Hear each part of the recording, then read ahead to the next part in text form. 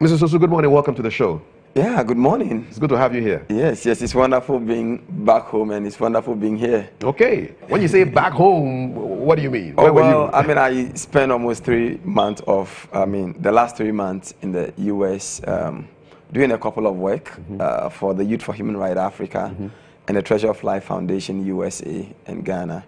So, yeah, it was quite an exciting time being there. But there's nothing like being back home. Indeed, indeed. Yeah, so I feel so excited being back home. It's good to have you here. And being here. It's good to have you here. You say every young Ghanaian must be a human rights ambassador. Why do you say that?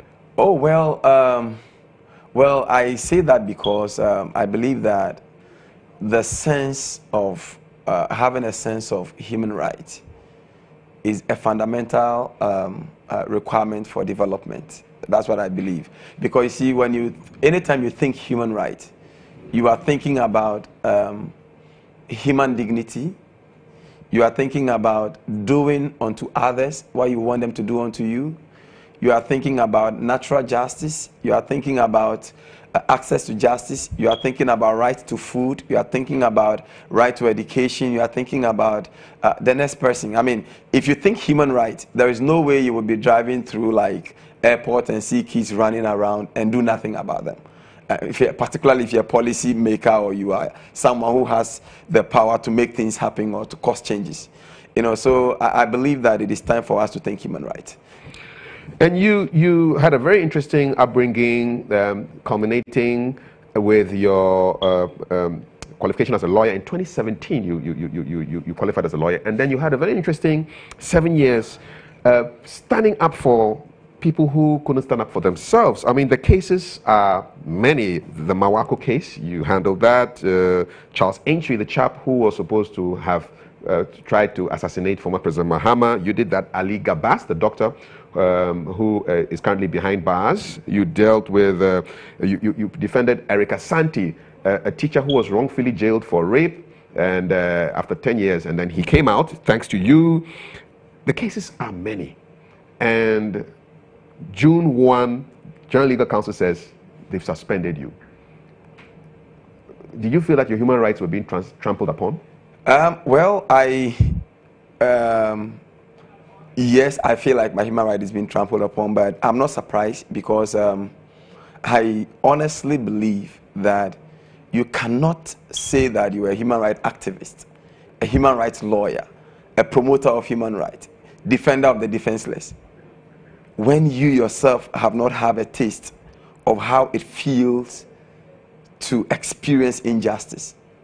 So for me, I think that it is a very, very excellent training that I have received from the General Legal Counsel.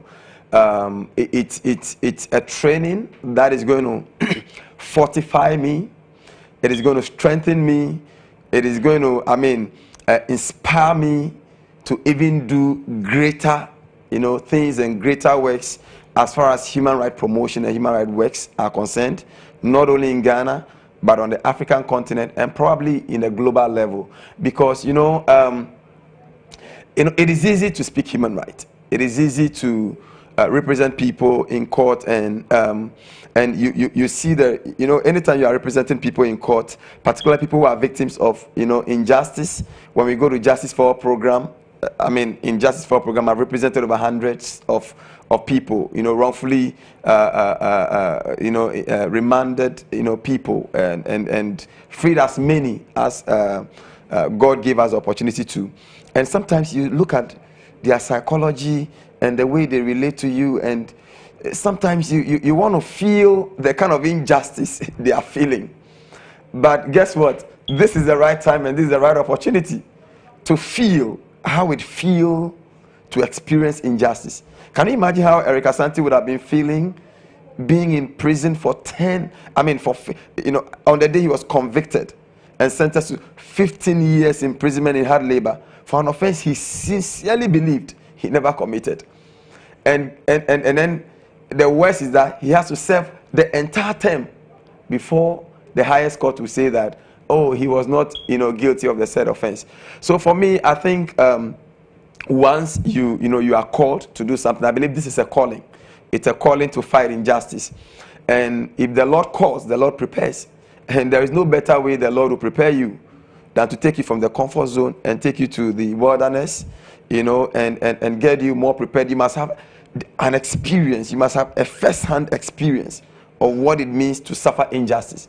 Then when you come out and you are fighting for injustice, you know that, look, whether death or in life, you will keep fighting injustice. So it's a beautiful experience I'm having now. Your offense was that you were guilty of advertising your services on social media. You were touting and advertising. I remember the words of the Chief Justice nominee back then when she was being vetted in Parliament. Sophia Akuffo says she does not believe that lawyers should advertise in any way, shape or form. That is the offense that took you into jail. And the Chief Justice still has that position. Will you continue to advertise and tout when you come out? Well, I mean, you know, honestly, part of all those issues that came up are still in, some are in the Supreme Court, others are in the High Court, and are being challenged, you know, in various fora. But obviously, you know, merely expressing an opinion that a person dislikes a particular way of expression, you know, for me, it's not conclusive.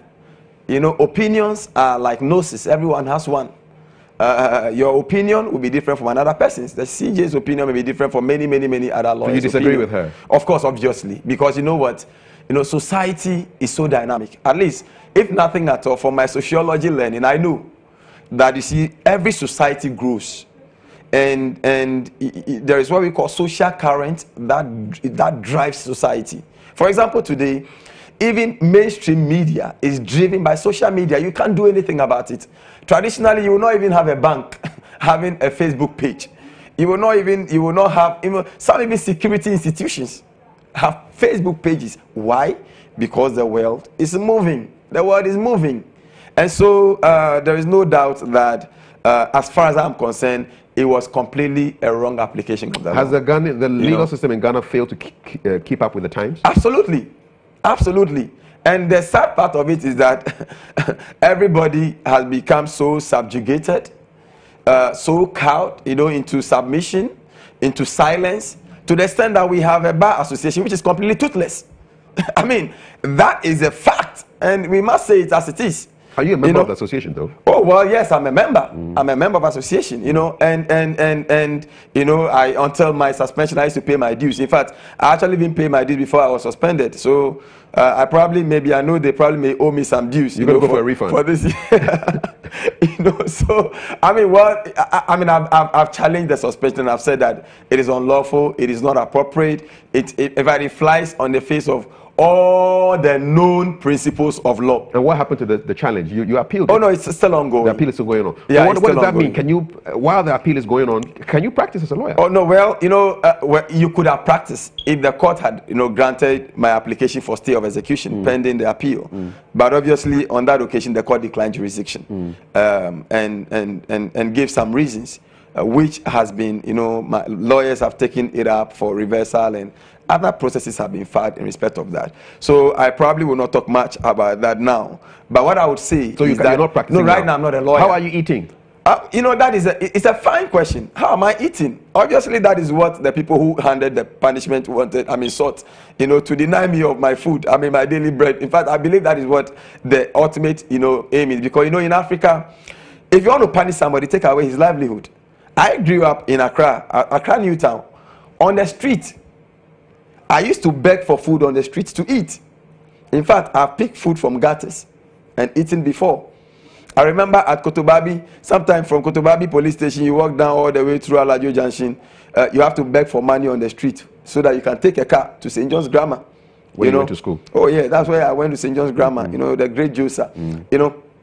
And it was such a very difficult childhood, you know, that I experienced, and you know, growing up, I saw all kinds of injustice around me. You know, in Texaco, that is the hub of all the a lot of unlawful activities. Where is Texaco? Oh, Texaco, you know, Newtown, Freeman Hostel, around those areas. That's what we call Texaco. And those days, a lot of, weed smoking, all kinds of things, and the police will always come on a raid. They will come for scatter. Did you ever smoke the way back then? Oh, well, we're all passive smokers, so, but I don't think that. The environment, I mean, you would always be smoking weed as you walk about. You keep smoking weed as you keep, because it was all over the place. Wherever you passed, and sometimes I've had an experience where policemen have come around and somebody is behind you and say, hey, kid, and you are a kid, and you say you cannot move because if you move you will be apprehended and stuff like that. So and you see a lot of unlawful fights, and you see how women were being abused, children were being abused, and so growing up there was this natural desire to just want to correct what is wrong in the society. Which explains why you became a lawyer finally. And so now you cannot call yourself as a lawyer. No.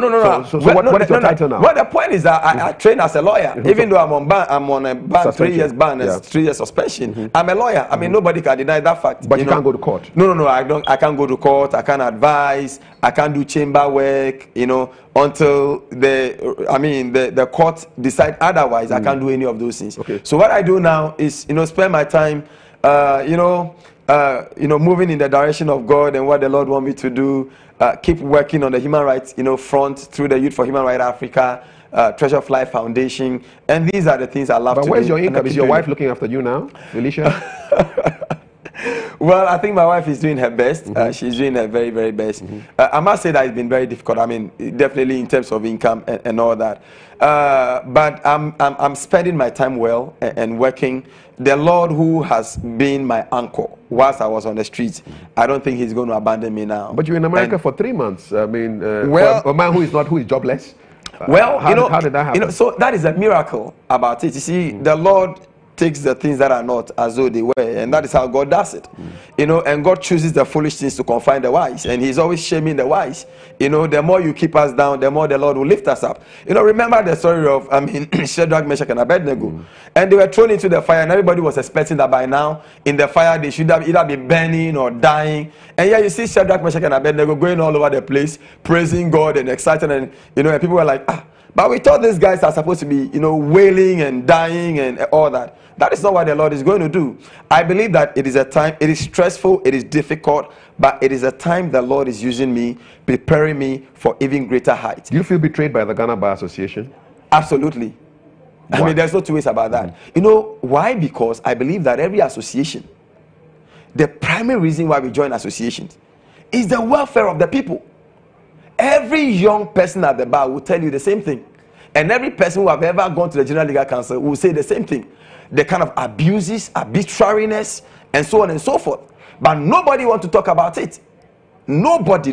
Everybody is afraid. Because when you talk about it, you could be victimized by a judge. You could be victimized by the next person. If you were a judge, probably those who are the General Legal Council, they are Supreme Court judges. How is it possible that you have a council, which is an administrative council, against whose decision you have to appeal to the the Court of Appeal and subsequently to the Supreme Court, and yet on that council you have Supreme Court judges there, you have Court of Appeal judges there. How are you going to ensure justice? It is impossible. Look, if we have to change and move forward, we must do it. We are all Ghanaians. We are all protected by the Constitution. You see, every legal system that is able to do well, that is able to defend its people, is a system that is predictable, a system that is certain, so that when I'm advising my client, I'll tell you, these are the legal principles. If you go by it, this is going to be the likely outcome.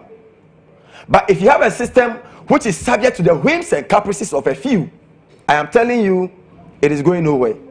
How would you reform the legal system? Well, I know that eventually I'll be coming back to practice as a lawyer. 2020. Oh, well, whenever the Lord wants me to come and practice, I will come. And I know that the Lord is preparing me for a very important, look, all the people who are at the helm of legal, our Bar Association, General Legal Council, even Supreme Court judges, everybody has time in God's design. Nobody is going to be there forever. A time will come, they will be gone, and a new generation will come. I believe that I'm one of those new generation of people who will come and change all that we are saying. Why? because I've been a victim. Do you have people who think like you, Francis? I believe there are 1,001 people who think like me, except that maybe they don't have a voice like me. They can say it. I will say it as it is, not because I'm being disrespectful, but because, you see, I feel strongly about it.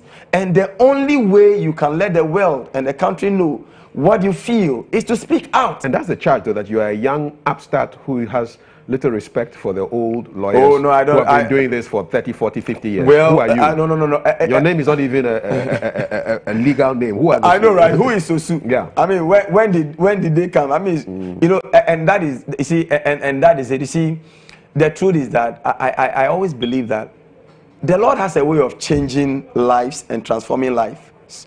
There are 1,001 Sosus around, but maybe this is the first time the Lord is using a Sosu to do something unique, to bring up Sosus. So you can't do anything about it. You see, one of the things people forget is that you cannot stand on the way of God's mission and purpose for people's life. Are you sounding like this because of your troubles? Have you become more religious because of the wahala? Well, I've always been a pastor. I've always preached. You know, I'm a preacher at Living Streams Congregation of Churches of Christ. And back in the U.S., I was preaching from church to church, from school to school, and doing all kinds of talking and mentorship all over the place. And I've always done that. And remember the books I've written, Love Lifted Me from the Street, Understanding the Storms of Life, Overcoming the Storms of Life, Becoming a Hero, Homeless, and even Homeless is a GES approved book for all public schools. And I remember when I did the public schools orientation tour, I went to all districts in Ghana and spoke to over 600,000 children. And most of these children, my book Homeless, some of them were billed with it, some were given from school to school and all that. And I've always been a person who is a motivator, so if I am motivating others, this is the best time for me to motivate myself. Because you are feeling the pain yourself. You know, yes, because I can feel the pain. I feel the betrayal. Look, how can I say I belong to a system that is delivering justice, and you see injustice, and injustice not only to other people, but matter to you, and then you laugh at it? You cannot. So your mood, your attitude is on point, and you are just looking, you think you can still contribute no matter what has happened to you? Well, I mean, I believe that I'm even contributing in greater ways already. You know, because last year when we were at the UN, because I always would want to, be with the world leaders in terms of human rights promotions, where I was appointed the president for Youth for Human Rights Africa. And since then, I needed to work to bring up the project. And I've been working with a very strong team, and already the Youth for Human Rights Africa is an extremely resilient project already. We are hoping that next year, by this time, we would have an ECOSOC status with the UN. Youth for Human Rights Africa is not only established in Ghana, it has been established and actually registered with office in the US as YORA USA. Youth for Human Rights Africa, already we have Nigeria working, we have Congo working, Mali, and all these people are going to be part of this year's Ghana Youth Human Rights Conference on the 11th of December. So a lot of work is ongoing. Okay. And not only that, but the Treasure of Life Foundation is one of my foundations with which I used to support people and help them when they are in need, and so on and so forth. Now we have Treasure of Life Foundation not only in Ghana, but also in the US. And we have one professor from Kenya that is establishing the Treasure of Life Foundation in Kenya. So already you are doing things that is affecting, the international community. So you're busy. Yeah. But I'm sure you must miss going to court. Let's talk briefly before we wrap up about your cases. How many cases have you handled? Up until your suspension, how many cases had you handled, if you're doing a count? Honestly, there are very many. I can't, I lose sight of them because there are very many. The emblematic ones. Which one gave you most satisfaction? The satisfaction actually came out of seeing the joy that comes in the face of the people who you represent. Eric Asante was one. In fact, Charles Entry was one of them. The man who was supposed to have tried to kill the president. Yes, Charles Entry was one, because the reason was because Charles Entry came at the time that at the time I was actually going to aspire run for Medina. So like, you'll be known as an NDC person defending a person against a president who was an NDC president at the time. And I had a lot of people, some very senior ministers of state, who sent me text messages and say that you can't do this, we will campaign against you, we will do that against you if you did that. But honestly, my desire, and I've always said that, human rights knows no political boundaries, because people who will be abused maybe anybody. You could be NDC, MPP, you could be PPP, you could be any political party. You could be subject to abuse. So if you say you want to stand for human rights, you must stand for human rights regardless of creed, religious, affiliations, political affiliations. When it is right, it is right. If it is wrong, it is wrong. Whether you are in power or you are in opposition, wherever you may be. And that was my view. And that was what led me into pushing for Charles entry and pushing until the High Court quashed, the decision. And even after the High Court quashed the decision, it took almost 2 years or so before we were able to get Charles entry out of, the BNI cells.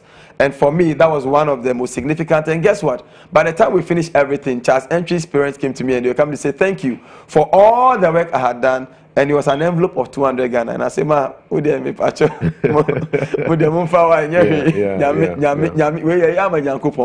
You see, basically, that was the satisfaction. The satisfaction comes from seeing the people free. If you go to Justice for All program, and I mean, sometimes I see that bit for Justice for All, and I miss it.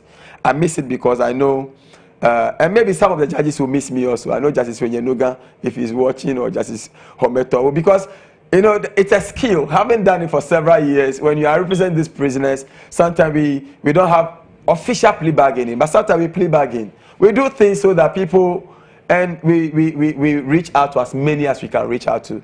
And I miss that a lot. I miss Justice for All program. But is there a case that you didn't win which really hurts you to today? Honestly, I might say that up until our suspension, there was no case that I lost, that I pursued. There was some were settled. I remember that there was a particular one that did not go our favor, not because we really wanted to do it, but the client acted against our advice. And that was a clear case where evidence was against the person for defilement, and he was still insisting. We knew that, so at best, we wanted to just mitigate the kind of sentence that was coming on him. Beyond that one, almost all our cases, we had almost 99% success rate. Who is handling your cases now that you cannot call yourself as a lawyer for the next 3 years? Well, I believe that when the Lord is preparing us, He prepares us for everything. When the Lord was preparing me, I believe He was preparing us to be able to also establish a very resilient law firm, that whether I'm there or not, the firm can work. And the FX Law and Associates is not doing badly. So you're like a consultant now, right? Well, I am an international consultant in human rights matters. Okay. And I do a lot of human rights promotion and human rights. But you consult your own firm? No, I can't do that. You can't do that? I can't do that. Okay. It would be subtly kind of violating the General Legal Council's directive and their ban. So I don't do that. I mean, my colleagues are there. I mean, obviously, there were cases that I was handling. And if anybody will have to take over, even though I'm not acting as a lawyer, I probably may have to explain where we have reached and all that, but I will not be able in the position to even give legal advice or even volunteer opinions in respect of any of those things. Listen, we have to wrap up this very engaging conversation with a pastor, a human rights activist, an author, and also a musician. Oh yeah, also a musician. You see, I've done my work. You did. Yeah, the Vandals don't mess around. Charlie Vandals don't mess around. You did so well. Sing one of your songs for me before we close out. Wow.